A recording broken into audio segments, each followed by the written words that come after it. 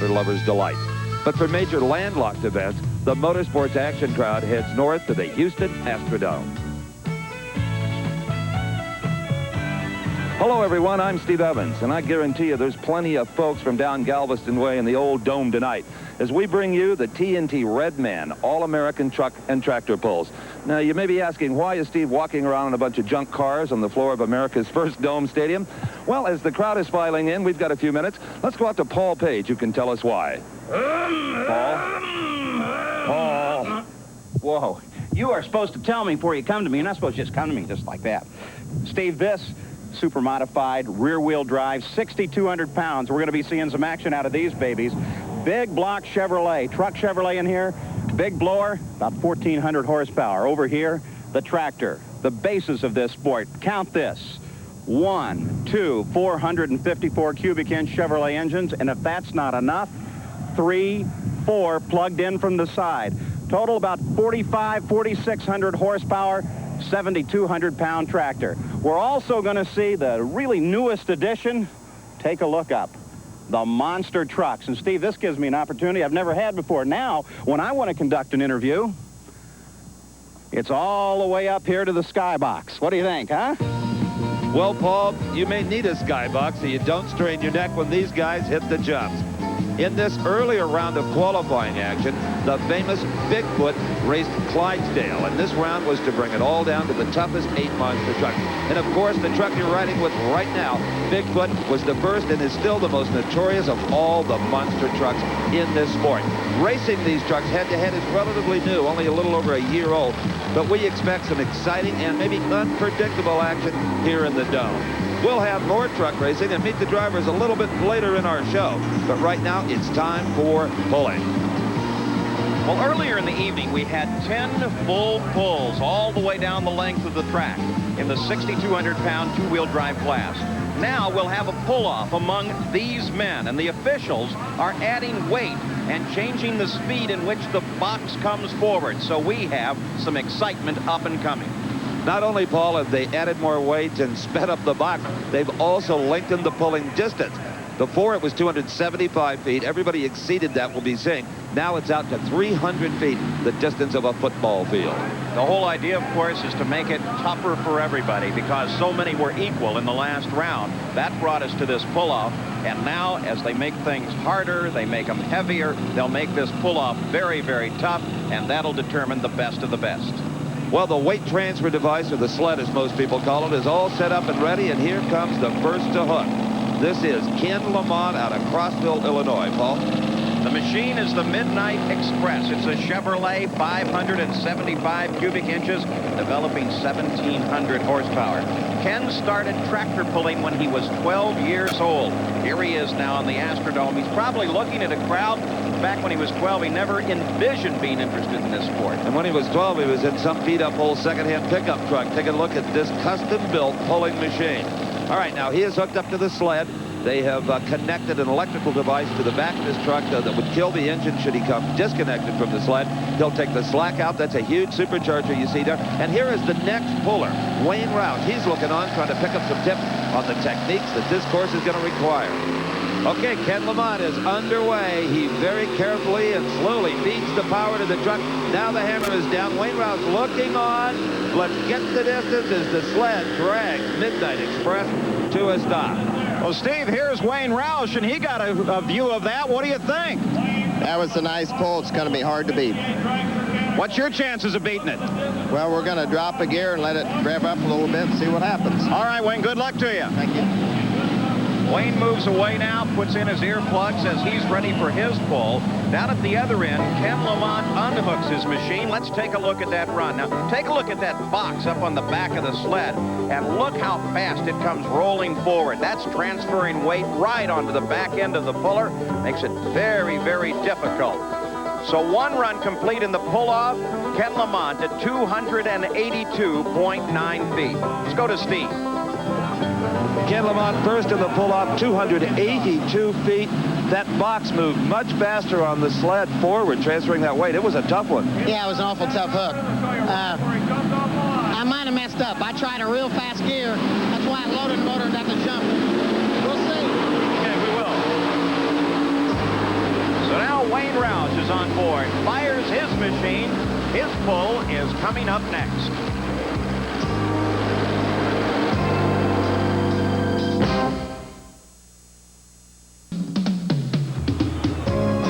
We're at the Astrodome in Houston, Texas for the TNT Redman All-American.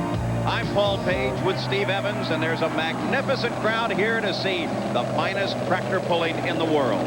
Wayne Roush backs up, ready to participate in the pull-off. Earlier, he talked with Steve Evans. The two-wheel truck class has something for just about everyone. For you traditional hot rodders, how about this 23T of Wayne Roush? Wayne, tell us about it. It's just beautiful. It's got a chrome moly tube frame under it, and Keith Black Hemi engine, just like the drag racers use. Very similar to, well, Jim Head built the original motor, and you know what kind of racing he does. Yes, very well-known 20-car driver. And then after we had the frame built the way we wanted it, by the way, Tim Engler, with the modified tractor frame, built the frame, chrome moly tubing frame. It's a little bit different. It has lead weights as compared to the suitcase weights a lot of people use. And you've put those weights in boxes where they're hidden away. Nice. Not for that reason that you might think, but if you take the lead weights and you don't encase them in something, they keep breaking and chipping, and this holds them together. Were you a hot rodder at one time with this kind of machine? Did you go back to your boyhood days? No, sir, not really. I've always really liked motorsports. But until I had a mini modified tractor before this, but before that, I'd never been involved in it. Well, that's a beauty. Thank you.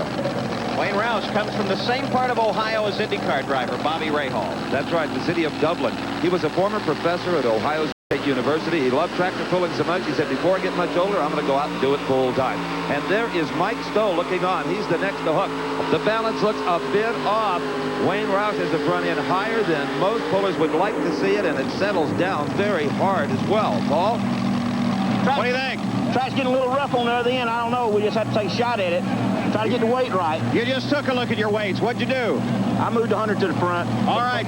For the pull-off. Good luck. Thank you. Well, the distance for Wayne Roush is 282.71 feet, and the distance to beat was 282.9, posted by Ken Lamont. So very, very close. Let's take one more look. And again, I emphasize the front end a bit higher than it should have been. See that red box there with the little latch on it? He wishes now maybe there was about another 100 or 150 pounds inside that box to keep that front end settled down a bit. That's about the attitude you'd like to see it, the entire length of the pull. Back at the starting line, Mike Stowe backs up the Bad Dog. Now, Stowe has been tractor pulling for about 13 years. A 481 cubic inch engine in that machine develops over 1,100 horsepower. Now, each of these drivers have been watching the track itself as we watch the final adjustments being made to the sled. They've been looking at the track to see where it's soft, where it's hard, where it will hold the bite. And the puller has the option of positioning that sled just about anywhere on the surface he wants it. There goes the Bad Dog. The wheels up in the air, and it is bouncing out of control. Mark Miller next to pull looking on. And he knows right now, or he's hoping anyway, that his front end isn't too light like Bad Dog and the little Model T. Both of them had exactly the same problem. Just too much weight on the rear end, not enough on the front. Paul? Well, here's Mark Miller, and he sits in the Mini Brood. Mark, let me get you for a minute. The distance is 282.71. Lamont has it. You've been watching. What do you think? I don't know. It's going to be a tough run to beat. What are you reading out of the track? That's a tough track. It's a very rough track. I just hope I can get a smooth run off of it. All right, it's your time. Good luck. Back to you, Steve. Actually, Paul, Ken Lamont's distance was 282.9 feet. They run them off so quick here, Steve, and it's noisy down on the floor. It's tough to keep track of the distance. But at the moment, Ken Lamont has the benchmark. The Mini Brute fires up. This is Mark Miller. You just met him. He is now ready to make his contribution to the pull-off. In the meantime, at the far end, Steve is with Mike Stowe. Well, Mike, you came up a little bit short at 266 feet, but that will put you in third place so far in the pull-off. Yeah, the track's awful hard and rough down at the starting line, and I just got to bouncing, and I couldn't get it out of it. It's really hard, rough ride and hard run on the truck. It's not something you can get off the throttle a little bit and it'll settle down. If you do that, you just lose wheel speed, momentum. If you ever get out of the throttle, once it's hooked and about 75 to 100 feet, you're done in anyway. You just got to ride it out and hope everything stays together. Hope you hang on to third place money. Thank you. Mike Stowe hoping that that pull of 266 feet is good enough to keep in that third position. In the meantime, here's a man that hopes that he can get number one. Mark Miller, backed up, hooked and ready in the Mini Brute. Look at the elongated wheelbases, Paul, of these trucks. And this is new in just the last couple of years. They've got so much power now that at the stock wheelbase, they just point towards the dome of the Astrodome all the time. Oh, this is kind of an awkward pull, too. The track is rough, as Mike Stowe said, and another bouncer is coming at us, and he's going to be a good deal short of the distance. Mark Miller, 263.85 feet. Now, they measure those distances with lasers set up here in the Astrodome, so they can report that in instantly. Now, Mark Miller at 263, not nearly close enough to move into contention and fight Ken Lamont, who is still the leader at 282.9. We take a look at the run again. The problem for the first couple of guys has been not enough weight in the front. Here we have an example of a little too much weight. Look at the grill bounce back and forth. His front end is staying down on the ground, and that didn't help him either. At the finish, Mark Miller is climbing out. Well, Mark, I'm sorry to tell you that 263 feet is not going to take top money. And what a rough ride you had. Yeah, it was a rough ride. The track is very rough, and for some reason my truck just isn't working on this track. Is the track so rough it could do damage to the machine, or is the machine sturdy enough to withstand it? I'll just have to wait till we get home and find out. I don't think it's anything wrong. Thanks, Russ. Good job. Well, here in the Astrodome, they have two different pulling courses, one on either side of the stadium. Let's take a look at the leaderboard. The Midnight Express is currently the leader in this pull-off, followed by Roush Stowe, and that run just completed by Mark Miller. And Wayne Roush, who is currently in second, has a second truck, the Little Red Truck, and he's getting ready to pull again. We'll be back.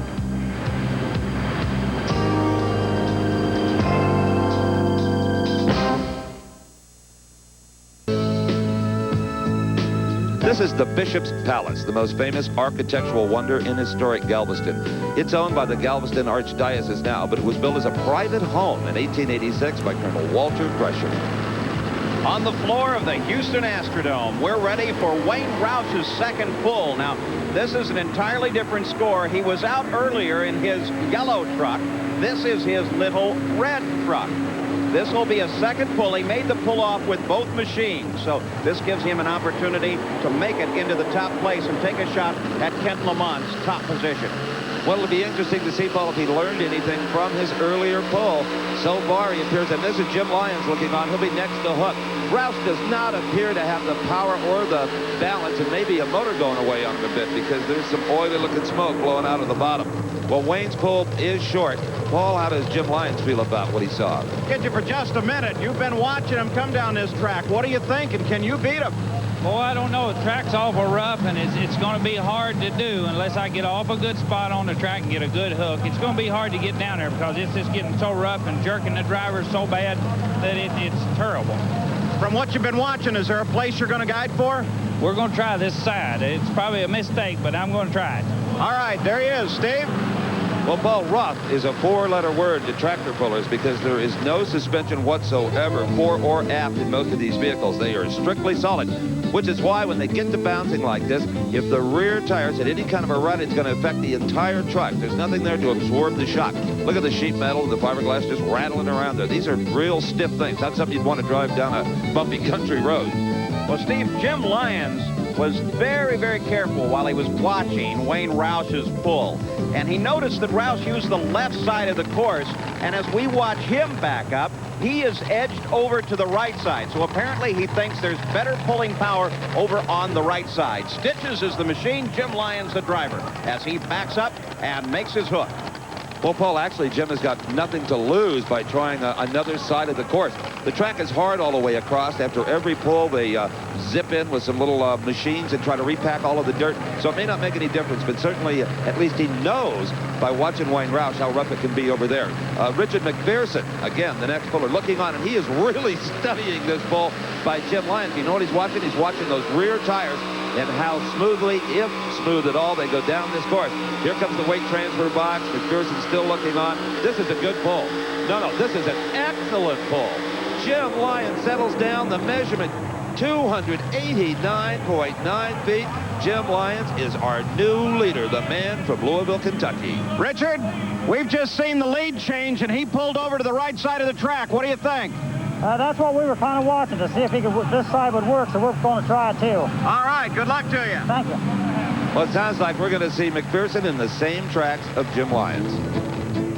Well, now, Jim Lyons took a chance. He moved over to new territory on the right side of the track and then did an interesting thing as he drifted across to the left side of the track. Look at the front end. Absolutely perfect position. This is what a driver wants. Jim Lyons really planned this run well. Now, let's go down to the far end. Steve is with our new leader. Well, here you see why Jim Lyons is a defending champion in the class. What a brilliant pull. Straight and smooth. How did you do that? Well, I went to the far side. Everybody run the left-hand side of the track. I went to the right-hand side. I see Dick McPherson's over there now, so he'll probably make a good run there, too. I made a super run and was really proud of it, but I was afraid I would go out of bounds. He was trying to go the other way. I was on the brake, but he come back. Well, the machine is the Missouri Raider. Richard McPherson is actually from Circleville, Ohio. As he backs up, the officials line him up to the sled, and he's ready to hook up. The benchmark is Jim Lyons now, just taking the lead at 289 feet. Interesting what Jim just told me, Paul, that when he was drifting across the course, that was inadvertent. He was actually on the brake trying to straighten it out, but it sure worked for him. Let's see if Richard McPherson doesn't do that on purpose. If you didn't know better, you would think you were looking at competition eliminator at an NHRA drag race, the classic hot rod style pulling truck, a 23T fiberglass replica body. Just a beautiful machine, everything polished. And here looking on is Chuck Chitwood. He'll be the next up.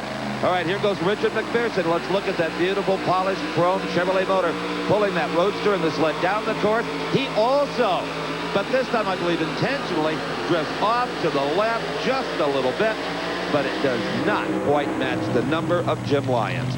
281.08 feet for Richard McPherson. Paul? Chuck Chitwood, he started off to the right, drifted across to the left. That seems to be the way to go, doesn't it? Yeah, it does. This right side, nobody's been running it. And I was telling Bubba there that we needed to get on this side right before Lyons ran. Lyons ran it, McPherson ran it, and you can believe we're going to run it over here. All right, it's your time in the bottle. Do her good. Thank you.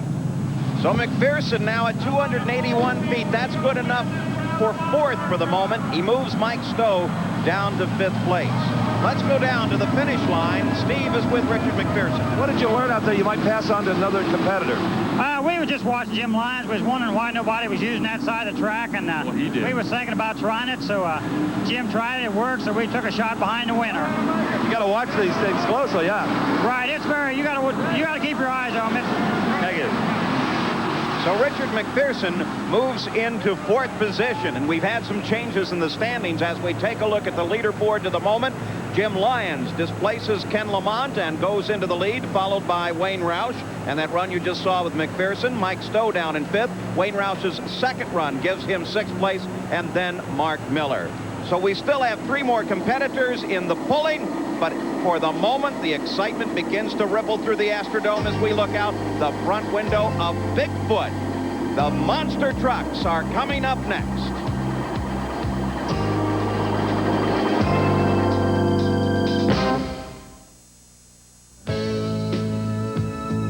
In the late 1800s, the square-rigged sailing ship Elisa would call on the port of Galveston. The citizens bought her with $4 million, refurbished her, and she stands as a floating museum now. But we're at the Astrodome for more modern transportation, the monster trucks. This is the master of disaster, ready to take on a very challenging course here in the Astrodome. Earlier, Steve Evans took a look at parts of it. Seems a bit odd to find a gasoline generator on about the 30-yard line of the Astrodome, but that's the only way they could get power to the new monster truck starting system. Pretty slick, huh? When we were here a year ago, monster truck racing was really brand new, and they were kind of flying blind as far as rules and regulations were concerned. Well, they got it pretty well organized now. As each truck approaches a set of cars, they must hit that first car with both front wheels, or they're disqualified. Now, as they travel down the cars, it's okay to slide off one side or the other if that's what happens, but you've got to exit the row of cars with at least two wheels still making contact with the metal. Also now, there's a center line right here. Cross that center line and you're out of competition, much like drag racing. And see the orange cones on either side of the big jump down there? If you knock one of those over, you're also out of competition. Now, a close race can be as hard to call as a horse race because one truck may be up in the air and the other down. So here's the finish line. And up there in the Astrodome is a video camera locked down right here. So they've got an instant replay if they need it. You know, and I was thinking earlier, boy, if these cars could talk, I'll bet they could tell some stories as to how they ended up in this predicament, especially this one with the 4 very prominent bullet holes. Steve, you want to get away from the back of my car? All right, Bigfoot on the line, ready to go. Now, remember, you saw him earlier get to this round by eliminating Bennett, Clark, and Clydesdale. The flagman, Billy Joe Miles, checks with the driver, Rich Hooser of St. Louis, Missouri. He will face Doug Spanier from Albany, Minnesota, who is the driver of Master of Disaster. And you know, Paul, American sporting crowds are legendary for always rooting for the underdog. But in monster truck racing, they continue to ride with the truck way over in the far lane, the blue machine called Bigfoot. Because Bob Chandler and his drivers and the various trucks really conceived this sport, and they're still on top of it. They have more power than anyone else. That's a supercharged 460 cubic inch motor in Bigfoot. And Rich Hooser gets the early lead. He had the whole shot, and you're riding with him as they go. Oh, and look at the air from Bigfoot. A perfect landing for Bigfoot, not so for Master of Disaster. A bit front-end heavy. And here is the trickiest part of this course. Making that turn with the 4-wheel steering. Bigfoot with an incredible lead. Unless Rich makes a fatal error here or slides off the cars, he's going to win this one easily. It is Bigfoot going to the next round. Absolutely no problem at all for Bigfoot as he turns off the course. Master of Disaster, well, problems there. Not only did he not win, the machine is not running exactly right. Here is Master of Disaster on the jump. Now take a look as he comes down. He noses down hard. May have actually broke something when he made that landing. So that could have cost him the race right there. Though the machine rolls on, you can see the wheels seem to be slightly askew. At the same time, looking at it from another angle, there is Bigfoot. Now this is perfection in flight. Settles down nice and even on all 4, takes a little bounce. A perfect 4-point landing right on the numbers. Perfect it was. And here's our next pair in monster truck competition. This is the Chevrolet truck called Warrior out of Corpus Christi, Texas. And they'll be up against over in the far lane the Just Showing Off truck out of Woodland, Texas. And that's a Ford. So it'll be Chevrolet versus Ford. Now the Chevrolet truck called Warrior, the brown machine right there, is driven by this man, relatively new to monster truck racing, Lupe Sosa. Now he'll be racing against this man, Paul Huffaker, in the Just Showing Off truck, Woodland, Texas. So we got a pair of Texas at Ford versus Chevy. Now Huffaker, early in round 1, was paired up with King Crunch, driven by Scott Stevens, and something, well, rather interesting happened. Interesting to us, not so interesting to the TNT people. As watch the centerline light system here, the one we talked about and touted so highly earlier, say goodnight to it. Well, after the incident, Paul talked to a rather embarrassed Scott Stevens. Well, Steve, here is Scott Stevens as he climbs down out of King Crunch. You were going fine, and you made a mess of everything. Yes, it's kind of a new thing we were trying. It probably worked real good on the short indoor tracks, but when you're here in the Astrodome, it's like a real big track. And the rear steering, we don't have front steering, just the rear, and kind of got a little crooked on the last set of cars. And everything happened a little too quick, and I hit the cars pretty hard. Are you reasonably certain now that it doesn't work? On the big tracks, it don't work, but, you know, we might have to do some changes, and it might work possibly on a shorter track. On the long track, it don't work. All right, well, we're glad you're okay. Thanks, Scott. Don't worry about it, Scott. Who needs those fancy electronic starting systems, right, Paul? We'll just go back to a good old flagman. Like the days when you started drag racing, 1930, 1931. Warrior and Just Showing Off. There's Just Showing Off. Paul Huffaker at the wheel, raises his hand. He's ready to go. Flagman checks with both of them. Hey, it's a good start. No one had an advantage right off of the mark, and they're still pretty close together. Now, this will be the test of man and machine. Tremendous air from Just Showing Off. Warrior hanging right in there. Now, the turn, as we've seen before, is crucial. Now, there you see why you want 4-wheel steering. Just Showing Off executes a perfect turn. 4-wheel steering also in the Warrior truck, but just seemed to be a little intimidated by that turn. And now with a good lead, Just Showing Off kind of cruises over those cars that are getting flatter and flatter. Well, the rule is really the same in any form of motorsports. You have to be smooth. You have to take this monstrous power and bring it under control. And looks like a problem there with Warrior as well, as we see a belch of smoke coming out of the engine now. I'd say its day is done. Its race certainly is, as Steve Huffaker is the winner. Well, looking once again, you can see in the far lane, just showing off, took this first jump far better than did Warrior. And even though he got a lot of air, he was still up accelerating somehow through the air. Got the rear wheels down first to drive off a well-balanced truck, much like Bigfoot. And obviously also just showing off has a pretty good advantage when it comes to horsepower. Well, Paul has grabbed his ladder and has scampered up to talk to Paul Huffaker. Paul? Well, a great way to do an interview on the ladder. Nice little run there. Thank you. How's the track? Those jumps are rough. They're really throwing you high in the air. It's beating you to death. What do you got to think about going to the next round? Who I'm up against, I believe. I have no idea who it is yet. The truck's working okay, and the track's getting better. All right, good luck to you. All right, thank you. Well, Paul, you can tell young Mr. Huffaker we got some good news and some bad news. He's still in competition, but he meets Bigfoot in the very next round, and that is always something to worry about. We'll have more two-wheel truck pulling right after this.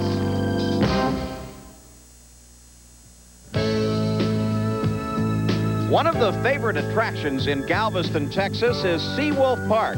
Now that's the destroyer escort USS Stewart, set up on the land now so that you can come visit.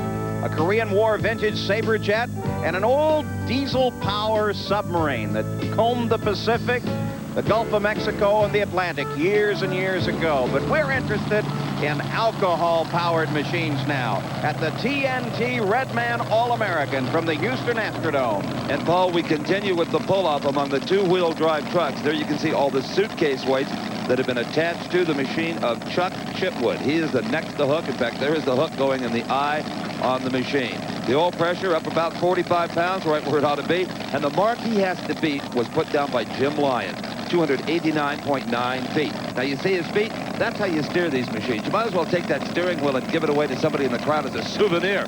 Because if the truck is balanced properly, the front wheels are never on the dirt long enough to act as a steering device.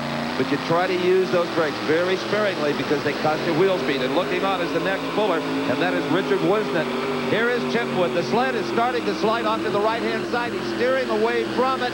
But let's see, that right front wheel may have come down over the line. He's okay with the rear wheel, but the fast-forward truck, yes, he has been disqualified. Well, it looks like Jim Lyons' 289.94 is the number to beat. What do you think? Well, he made a real good run. I just hope mine stays together. I can get a good straight run down. Maybe I can get it. You've been looking at that course. You got idea where you want to run? Yeah, I'm going to run about the same spot Jim run in. Start out on the right and drift across a little. Well, no, I'm going to try to hold it straight on the right side. All right, good luck to you. Thank you. Well, Paul, if he does that, he may suffer the same fortune as Chuck Chipwood did, because it appears that if you're lined up there, it's going to slide you off to the right. A very concerned Chuck Chipwood climbs out of his machine. He wants to see what the officials are talking about. As we take a look at Chipwood's run, actually the front end is just running a touch high. He's got a fairly good run going, gets it down, gets it balanced, but it begins to drift over to his right. You can see that white line coming into view, and you can see he's anticipating it. He's got the wheels turned back to the left, hoping that if it comes down and bites, it may pull him away. That kind of luck was not to be his, as it landed with its right front tire right on the white line. Now he's with Steve. Well, Paul, as you pointed out, the right front wheel of Chuck's truck is over the outside line, and apparently have been disqualified in the pull-off. Yeah, that's what they say. If you go out of bounds, you're disqualified. They put a rule in this year: if you hit in and bounce out, then you're not disqualified. I knew I was close. You know, that's just racing. I'm not bitter about it. I hate it. It's one of those things. You know, I was trying to ride this right-hand line. The track's so tore up over there, and I just got too close. Hey, if you didn't hate it, you wouldn't be the champion you are. Thanks a lot. Thank you. You spend all that time, all that preparation, only to be disqualified for a couple of inches over the line. Still, that's the rule. You know, Paul, as high as that front end was, I'm sure he had no idea whether he had hit in and bounced out or had landed out. But the officials were watching very carefully. The TNT guys do a terrific job of keeping law and order among the pullers. Here is Richard Wisnett. Now, you heard him tell Paul that he was going to try to take just about the same line as did Chuck Chipwood. Let's hope the same fate does not befall him. Scott Baker was scheduled for this pull-off, but he is a scratch. So Richard Wisnett is going to be the last puller. As he powers up and heads down the course, Jim Lyons is watching to see if he can hold the lead. Wisnett drifts over to the edge of the line. He's got his wheels on the line. That's a disqualification. Jim Lyons will win it. He tried the right-hand side. That was the side that paid off for everybody, but he got just a little close to that line. Richard Wisnett is disqualified. Jim Lyons is our winner. Well, this is the man that will take home the lion's share of the purse. And the two-wheel drive pullers, Jim Lyons, a great job. You took a chance to win it, though. You gambled. Yeah, I really did. My truck always goes to the right-hand side of the track, and I wanted to go to the right bad. That's the only place left when I pull. That was a good shot. And I said, I'm going to gamble and go with it. Now, the last boy that run there, he gambled and run out of bounds and lost a bunch of ground on the points. It's kind of like a golfer playing his natural hook or slice to his advantage. Yes, it is, Steve. It sure is. Okay, congratulations. Thank you very much. You bet. So Jim Lyons, with a magnificent pull, 289.94 feet, is our winner. Ken Lamont, the early leader, moved into second place, followed by Wayne Roush, McPherson, Stowe. Roush's second run, Mark Miller. Chitwood and Wisnett were both disqualified when they drifted across the line on their right side of the course. Now it's time for the Dragster Tractors. 7,200 pounds. Paul Norman in the war wagon, pulling up, and he's ready to hook. But I think Steve Evans has a problem he needs some help with. You know those close-up looks at things that we like to do in our shows? Well, our director calls those pieces. He'll say, Evans, go get me some pieces. Make me care about these people and these machines. Well, we've been doing tractor pulling now for, what, 6 years?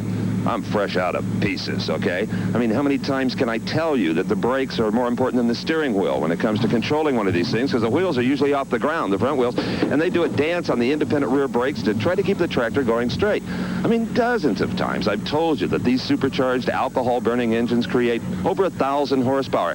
This is Paul Norman's war wagon. He's got 3 big Hemi Arises. You'll find 4 engines, as many as 6 engines.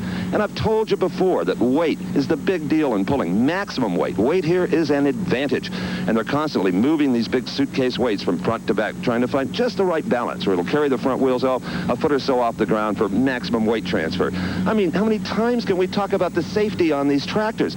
All of these engines have an emergency kill switch there at the back that's hooked up to the sled, and should it break loose, it shuts down all of the engines. I mean, we've done these things over and over. Tell you what, if you've got any idea, call me at 1-800-PIECES. Well, Steve, you can bet that weight has been added and the gearing changed for this class of multi-engine monsters.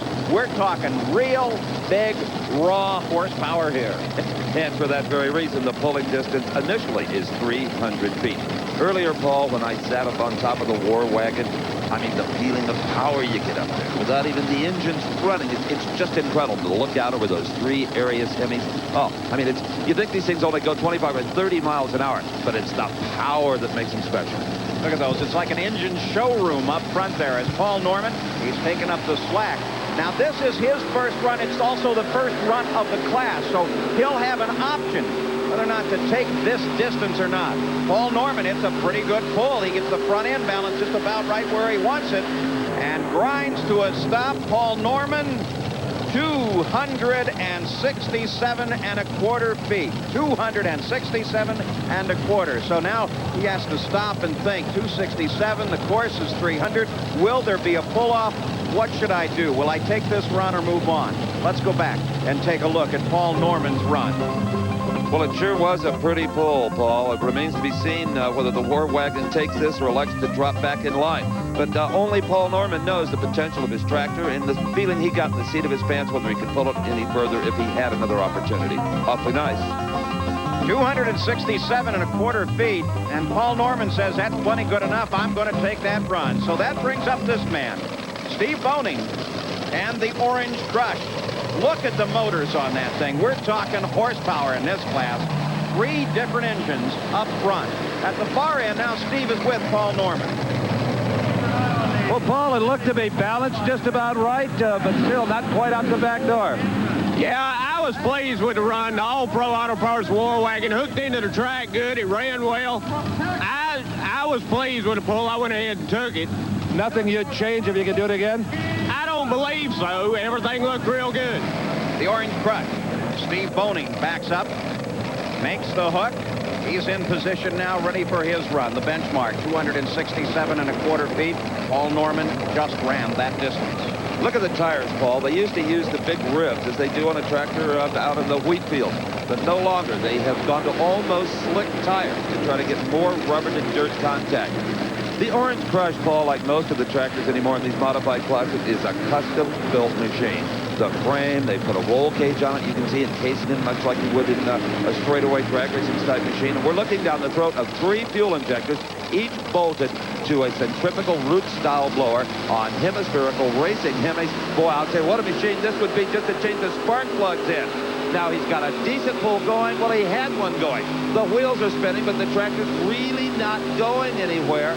And the box on the decision-maker sled, that's what they call it, stops him in his tracks way short at 238.3 feet.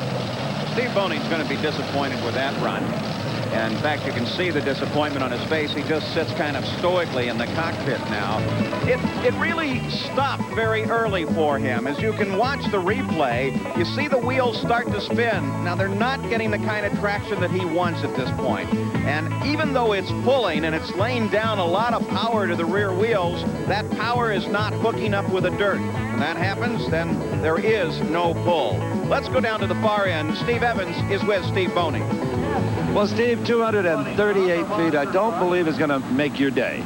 No, not quite. A little down on power, balance what? Probably down on balance. What would you do to change it? Get it a little less nose heavy? Or? A little less nose heavy and a little less air pressure in the tires. Really? Tell me about the air pressure. What do you run? Right now I'm running about 6 pounds. What would you lower them down to? Probably about 5. Try to get more grip? Yeah, out of the hole. Thanks a lot. All right. Steve Boning currently in a very tentative second place. Well, on the line, Southern Storm from the metropolis of Goose Creek, South Carolina. The monster trucks are coming up.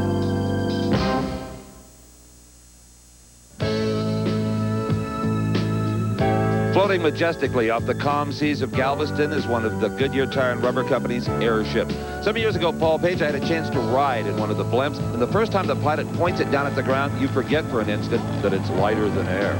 Even worse when they shut the engines off while you're drifting up there. But the engines are on, fired up, and ready to go. Monster trucks on the line, Southern Storm and Carolina Crusher.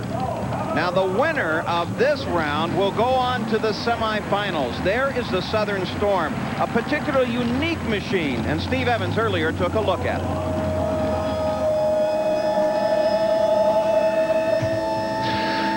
You're looking at America's only twin-engine flip-top monster truck.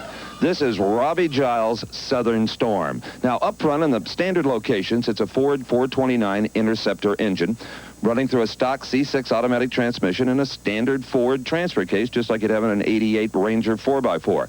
Now, at the rear of the vehicle, things get interesting. Another 429 Interceptor motor, same kind of transmissions. Now, amidship the truck is a special 2.5-ton Army truck transfer case. It's air shifted, and it is what makes all of this possible. Both engines feed into that transfer case, and out of the bottom of it come drive shafts to the front and rear differential. Now, Robbie, through a matter of shifting this thing, can have the front motor drive the rear wheels or the front wheels only. He can have the rear engine do that. He can have both engines powering all 4 wheels, any combination of the above. Now, normally, 90% of the time, he only uses that front engine. But when competition gets tough, as it will in the Astrodome, he can fire up that rear motor and double his power. And the driver on board is from Goose Creek, South Carolina. He is Robbie Giles driving that Ford. And he faces Wadesboro, North Carolina's Gary Porter in the Carolina Crusher. And you can see that is a Chevrolet, and he lays the challenge down. Oh, indeed he does. I guarantee you they're running both engines in the other lane in that Ford driven by Mr. Giles. Look at this, a good start by the twin-engine truck in the 4 lane. Oh, and all of a sudden, making up the differential is the Carolina Crusher. Here is that all-important pirouette they have to make, and who makes it better? It appears to be the Carolina Crusher. And slowing there for a moment is Giles in the twin-engine Ford. Looks like a big lead now for the Crusher. The Carolina Crusher makes the jump and finishes it as Giles bounces over the finish line as well. The Carolina Crusher will move into the semi-final round. And once again, it's the turn at the far end that really is the pivotal part of this course. As we take a look once again, Carolina Crusher was actually behind as they came to the first jump. He sure was, Paul, but over the cars, or what's left of the cars, he made up that ground. Now, on the return trip, Southern Storm tried to make up the lost ground with a magnificent leap. Look at this, a beautiful view of the undercarriage of that Ford truck. But it wasn't quite enough. And in fact, he darn near completely lost control as he came off the last of the cars. Paul's with the driver of the winning truck. Steve, here's Gary Porter. Gary, good little run there. Did you know Robbie almost got you? Yes, I knew it was very close. I just had to stay into it. And it was a very close race. Right at the end there, he came right up behind you. Did you hunker down? You think he might have hit you? He might have, but it's very doubtful. You know, all the trucks have good brakes, and he's a good driver. Okay, good run. What do you expect out of the next round? Well, I hope to win, but I don't know who I'll be up against yet. We'll just have to wait and see. All right, good luck. Thank you. Well, Paul, you can tell Gary that no one yet knows who he's going to be up against in the semifinals. That will be determined in just a moment or two. He'll either race the Barbarian, the Ford truck, the bright orange machine we're looking at there, or he'll race the Clydesdale in the opposite lane, the Chevrolet truck. One of these will go to the semifinals to face off with Gary Porter. Clydesdale backs up to the line, driven by Bennett Clark of Canton, Georgia in the Chevrolet, and he faces the Ford driver, Barbarian Jim Miller from Nokomis, Illinois. Now, Miller, in the first round, went up against Gail Medford in Stomper.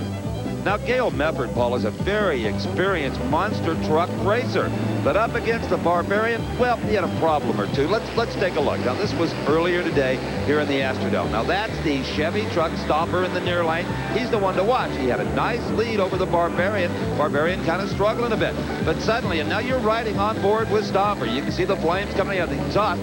Gail Medford made the turn, headed down, and suddenly swapped lanes.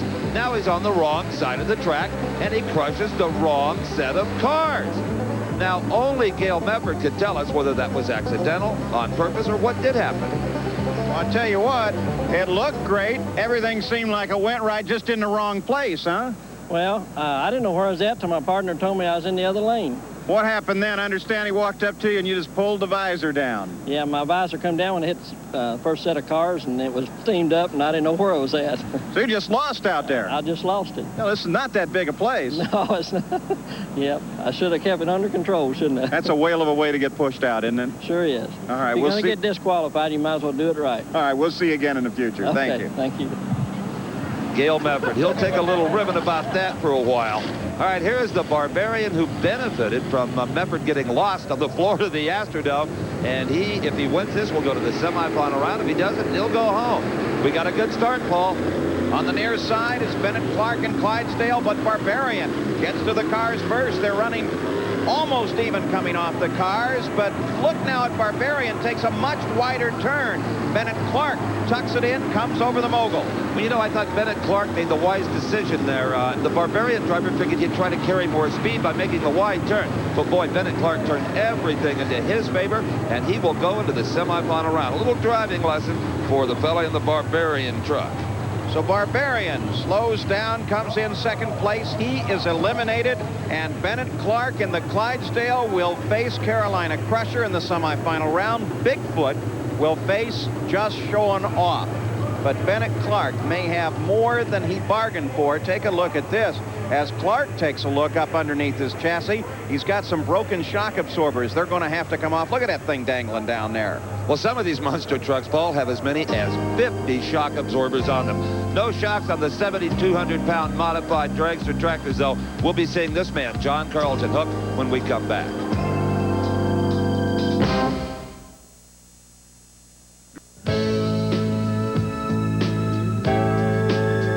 Well, I don't know about you, but when I do my pulling, I may use big horsepower like this magnificent steam locomotive from the Railroad Museum in Galveston, Texas. It's the largest collection of restored rail cars and locomotives in the southwestern United States. We're at the Houston Astrodome as Ron Hickson sits up on the sled, makes sure that everything is right, And John Carlton is backing up, ready to hook up in the TNT Redman All-American. John Carlton has been around since the infancy of this sport, Paul, and all of his tractors have been called the Virginia Farmer. He's out pulling in the country so much these days, I wonder if he has time to do much farming anymore. Now, these are big block Chevrolet-style engines, each fitted with a supercharger and fuel injection, alcohol in the tank, and you can hear all three of them just kind of idling right now. But once he gets on the power, this tractor will literally shake the floor in the Astrodome, won't it, Paul? Absolutely, those Rodec engines really make the power as he's ready to go. Look at the rear tires spin up there as he lays the power to it. John Carlton shooting for Paul Norman's mark of 267.25 feet. But it begins to grind to a stop very early on, not nearly far enough. 216.94 feet for John Carlton. Paul, it appeared that he just wasn't getting any traction. We talked before how they have ground these tires off to where they're virtually slick. I really wonder on a track this hard if maybe you wouldn't need a little more of a paddle on the tire, a little more tread on the tire to try to get some kind of grip. I'm just theorizing here, but you be the judge at home.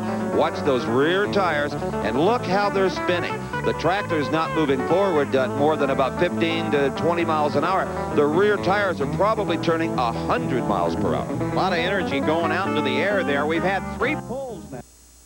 Currently being made. I'll tell you, they use a mighty stout chain to hook up to a 7,200-pound tractor to drag a 60,000-pound sled approximately. Now, look at the motor configuration in this tractor. There are 4 engines, 2 in line and 1 coming in from either direction. And that's made possible by a special gearbox made by a guy named Tim Engler, who we'll see later in his own tractor in this class. Now, take a look at the speed at which the weight transfer box is moving up those rails in comparison to the speed of the tractor, because they are relative. Oh, this is a pretty nice pull, Paul. Fred Freeman grinds it to a stop, shuts the power down. Pretty good little pull, 261 feet, and that will move Fred Freeman into second place. That's right, he has to settle for second for want of just about 6 feet. That still leaves Paul Norman on top of our leaderboard. And look at the safety that the tractor drivers have gone to, Paul. They're wearing fireproof suits and good helmets and all the things that you'd expect in a professional motorsport. It wasn't always that way. Here's Tim Engler, another Hoosier from Princeton, Indiana. The machine is mission impossible as he is ready to go after Paul Norman's leading distance of 267.25 feet. And look, once again, we got engines plugged in from every direction on this thing. Let's go to the finish line. Steve Evans is with Fred Freeman. Well, Fred, 261 feet will be good enough for second place right now. Well, I'll have to be pretty satisfied with that run because the track's really hard and couldn't really get no lift on my tractor. And most people that see me run, they know that my tractor likes to lift in the front end for me to do any good. But the guy has to make do with the best he's got. Okay, thank you, Fred. And here is Tim Engler. Mission Impossible, just about the biggest name in dragster tractor pulling these days. You know, earlier, Paul had a good look at this particular tractor and found out what kind of commitment it takes to run one of these machines. It truly is very hard work. You know, when this sport began about a quarter of a century ago, it was the kind of thing run at county fairs. You just got your tractor off the farm, brought her over, and competed. Well, as with all motorsports, as it increased, the technology went right through the ceiling. This is mission impossible. It belongs to Tim and Tammy Engler. It's one of the top competitors in the sport, and as you can see, sophisticated motors, not just one, 1, 2, 3, 4. So now maintenance goes through the ceiling as well. Everybody works on the machine, works at it as a full-time occupation now. And as a matter of fact, if you want to just do the valve clearances, change the oil and filters, well, it takes the entire day. Add spark plugs to that list, and you're up till midnight. Well, here is Tim Engler, hoping that that fine crew of his has got the tractor in good stead. As I said before, this man has won a lot. He's really the big name right now, Paul. This is the guy to beat anytime he pulls in any class. And he's got a great pull going. The front end is just perfectly balanced. That's how you do it. Tim Engler, can he beat the mark laid down by Paul Norman? He has done so. Boy, it's got so much horsepower, it almost threw him out of the seat. It's exactly what you want to see. He got the momentum going early. He got that thing really up, running, and he got so much weight flowing forward that it just carried him right on down the course, and at 269.57 feet, he moves into first place. So here is Tim Igler. He is now our leader. Paul Norman moves back into second. And look at it bounce when it rolls to a stop. It literally picks him up and tosses him in the air. You know, the tractor was trying to go left on you. Were you on that opposite brake? Well, we were, but I didn't want to get one wheel. This tractor has a real problem trying to get one wheel up. So we were just trying to feather the brake enough to try to keep it to where it didn't get real crooked. But the way the track is, it's so hard, it's really hard to get the tires into the track with a higher powered tractor. So we feel real lucky to get to where we did right now. So in the 7,200-pound dragster tractors, Tim Engler now moves into first place, displacing Paul Norman. Freeman is third, Boning is fourth, and John Carlton is in fifth place. But there is still more to come. And more monster trucks coming up. It's the semi-final round as Bigfoot comes to the line.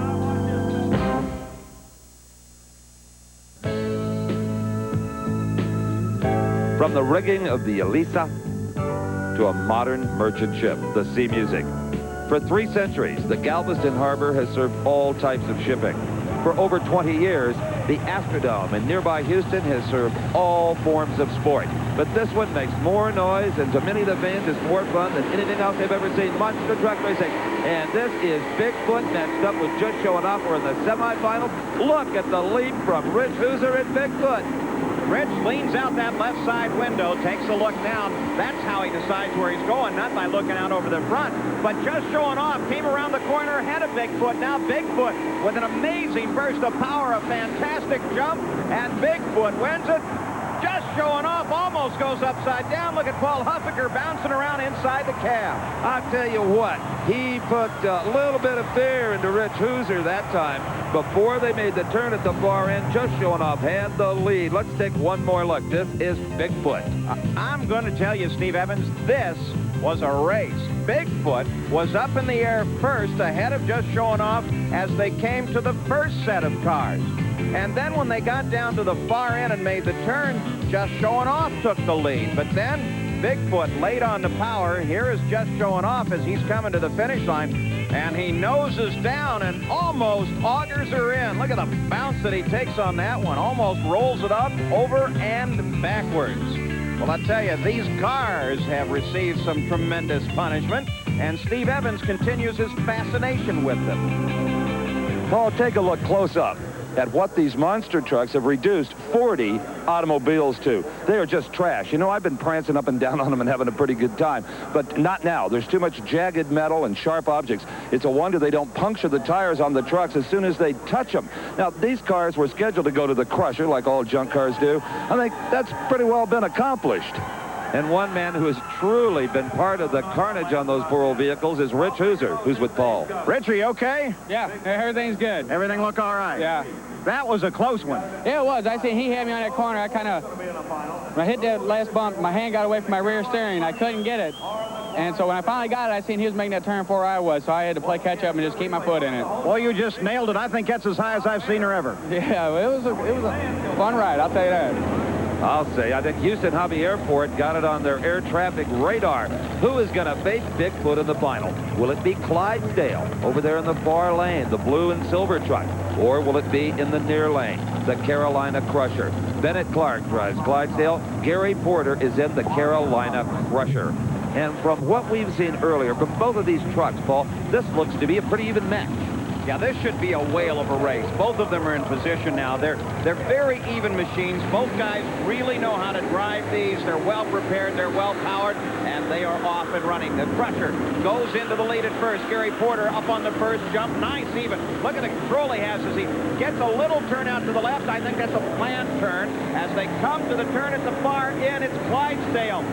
but Bennett Clark gets it a little askew. He's got it pointing the wrong direction, and now Clark falls behind the Carolina Crusher, goes into the lead, and Gary Porter wins it and goes into the final round. I'll tell you what, Paul, Bennett Clark may have had that one in the bag, but this four-wheel steering we've talked about, you heard Rich Hooser even say that he couldn't get his hand on his steering. Well, that kind of got that truck of his dog tracking a bit. Let's take another look here. The Carolina Crusher has the lead. Here comes Bennett Clark going to try to make up for it on this very last jump once he got the truck all straightened out. But it was not to be.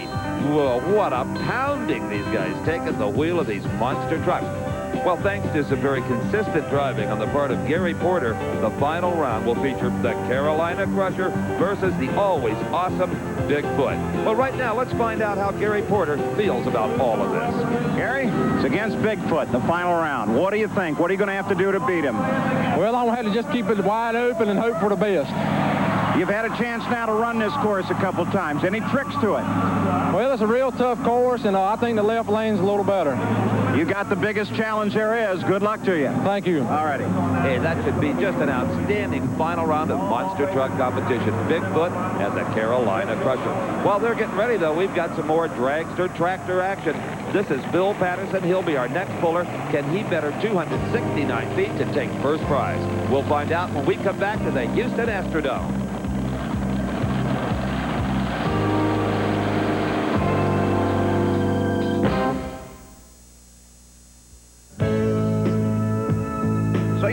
Chateau in France and your condo in Maui and a few million extra laying around. Well, how about one of these magnificent homes in Galveston? There are some real beauties down there. We are at the Houston Astrodome for the TNT Redman All-American, and Bill Patterson in his dragster tractor is pulling back the hook. The mark that he is shooting for is Tim Engler's 269.5 feet. Well, here's a puller who came a long way to compete, Paul, from Sheffield, New York. The tractor is called the Sassy Massey, after a Massey Ferguson, a tractor that every farmer is familiar with. I don't think there's a lot of Massey Ferguson parts left on it by this time, now, do you, Paul? Might be a nutter bolt down in the front end is all.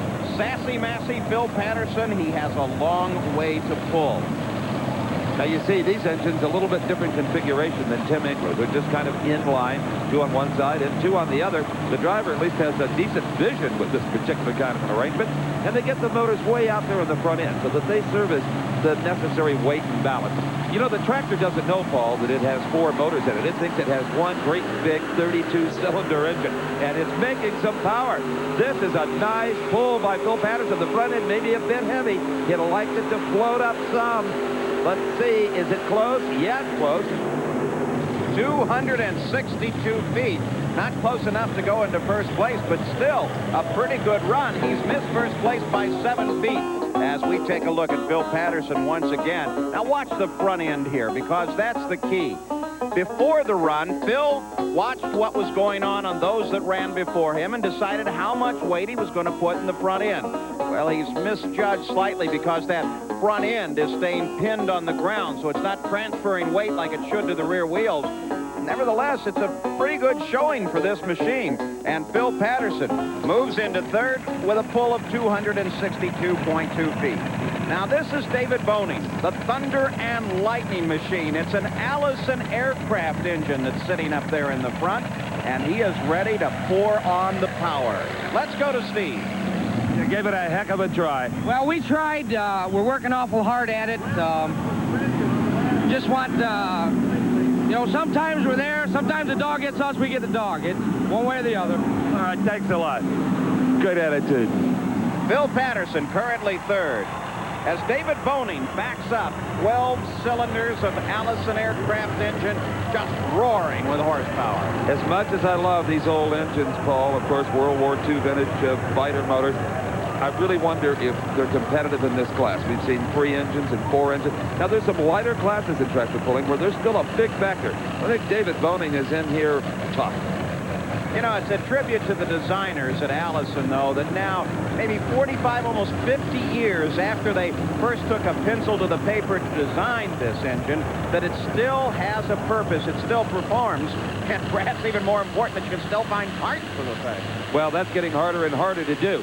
Okay, the pull is off, and it did not have an illustrious start. The tractor did not launch very other. Now it is pulling to the left. It's not just pulling to the left. It seems to have a mind of its own, and that is going to stop David Boning. He will have the shortest pull we've seen in the class thus far. 181.89 feet. So not a spectacular run for David. We take a look at him as he comes off the line. He's balanced in the front. Everything appears right. I think it's just simply a lack of motor, and then suddenly it starts going off the course. He gets on the brakes. When you get on the brakes, that, of course, slows everything down. He tries to straighten it out, but it just doesn't happen. 181.8 feet. I know he's going to be disappointed with that. Coming up next, Pat Friels, the Kentuckian driving the Dollar Devil. These machines do eat an awful lot of money. Now, Friels will be the last puller. He's shooting for the mark set by Tim Engler, and this is one of Engler's old machines. Let's go to the finish and see. Well, David, it got away from earlier. We're really able to gather it up. Yeah, I was a little light on the front. Well, it made a hard move to the left. I know you didn't want to foul go over the line, but once you get off the throttle, it was a done deal. Yeah, well, nothing I can do. It just go where it wants to. Are you making enough power with the old aircraft engines? Do what now? You're making enough power with the old aircraft engines. Can you compete? Oh, it's not like the 3 engines we ain't putting out but about 2,000. Only 2,000. Yeah, that's about it. The rest of them putting out about 5. And it's got to pull this kind of weight. This is the last pull in the dragster tractor 7,200-pound class. And you know the risk you take, Tim Engler I'm speaking about, when you sell your old machine or build a duplicate to the one you have, is that maybe that customer is going to pick your pocket for the purse. Well, Tim Engler's mark is what we're shooting at. As hands in the air, that's a rule, so everybody knows that he's not going to suddenly lurch forward and take off a couple of fingers or run over somebody. Safety always a primary concern in any form of motorsport, and especially here in the Astrodome tonight. The Dollar Devil. This is the last opportunity for anybody to beat out Tim Engler. Engler watching carefully from the sidelines. And here comes the power, and the pull is underway. If that front end doesn't come up, he doesn't have a prayer call. Well, the start wasn't very spectacular. He just didn't really get the kind of momentum he needed, and he grinds to a stop, and he is going to come up short. Friels at 238.83 feet. That is good enough for 5th place. Let's go to the finish, and Steve. Well, Tim, it doesn't look like Pat has enough. In fact, I'm sure of it. Well, that's true. Pat's not got quite as much tire speed as we had on that run, but he's been having a little time. He doesn't have quite enough high enough gear for the horsepower he's got, so we were just lucky tonight to come out of this, especially with a tractor jumping out of gear like it did, so we're real tickled with it. You mentioned that's the last pull for those 4 engines. You built brand new motors now? No, we're actually building a whole new tractor. It's going to have a completely different engine combination setup on it. It's something different that the pulling sport's never seen before, so we don't want to talk a whole lot about it at this point, but we are looking forward to getting it out and trying to work out some problems with it. I hope we see it next season. Well, Tim Engler's got some secrets coming up, but the secrets he had were good enough for tonight as Engler wins it, followed by Norman, Patterson, Freeman, and then Pat Friels and the Dollar Devil, Boning, Carlton, and David Boning. But there is still more action as the monster trucks come to the line for the final round. Can the Carolina Crusher take the measure of the seemingly unbeatable Bigfoot?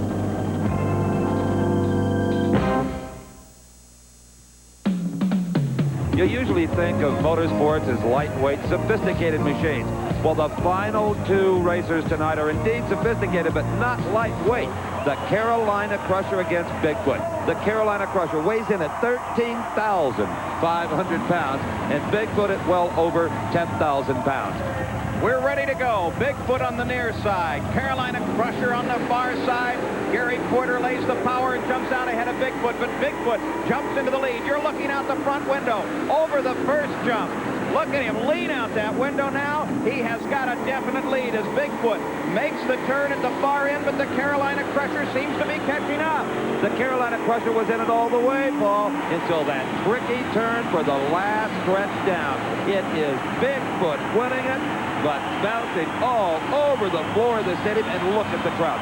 How many of those kids you figure out there, Paul, have got a Bigfoot toy at home, or will have after tonight? I'll tell you, the job that Bob Chandler and this driver, Rich Hooser, have done tonight speaks highly of the professionalism of the TNT organization and monster truck racing now and in the future. What a job. I'm not sure that Rich Hooser is done, Paul Page. He's going to make a victory lap for the fans. Oh, do they love this truck? And you know, it is so understated, if that's possible, with a monster truck. Bigfoot in letters just a few inches high and about a foot long. They know that truck by 100 yards away. They can tell you it's Bigfoot. They don't need to read it on the side of the truck. And look, the hydraulic hood opens up so the fans can see the chromed and polished supercharged 460 Ford motor. Bigfoot now pulls up.